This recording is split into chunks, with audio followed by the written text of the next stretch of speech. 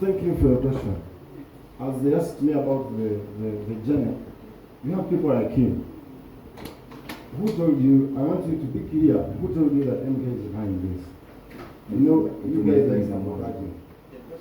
You brought music industry and you took it down to be political, but we are neutral. We don't have any side. If MK comes in the show, let him enjoy. If anyone comes in the show, let them enjoy.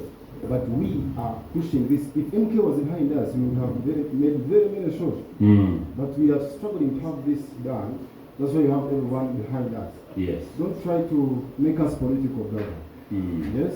Thank you. For the other thing of trying to fight choice, you still have the microphone? Do you think it's I think it's something good. Do you think it can bring bad result? I think it's something good for all of us. Now we are going to thank you. Bas.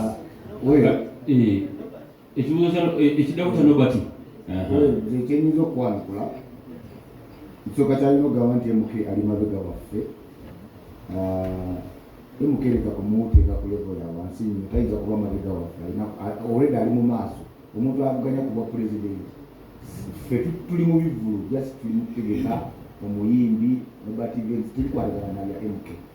So for that reason, okay, tuyinza obutagoba bya bufuzi nnyo olw'ensonga abawagizi baffe bo babitegeera. Naye ffe ekivulu kyaffe ky'abawagizi ebyobufuzi byonna tetugenda goba wa muntu lwa byabufuzi kubanga tetubuuza nti gwe nga tonasasula ssente oli wa kibiina ki naye tetugaana muntu so tugaana kujja olw'okuwulira ekibiina kyobulira sikekitowadde obuuza nga bwakugambye omuyimbi wange tuli mu kasolina okulaba nga tugattako naawe musoga eclipse oli waddemu okujja n'otwegattako n'otuddukirira yenayina ow'ebifuzi kuba tetujja kugoba ssente omulamwa guli gumu twagala ssente si byabufuzi so ow'ebyobufuzi wakkala yenna tetujja kutya kujja gy'oli singa obanga otuddukirira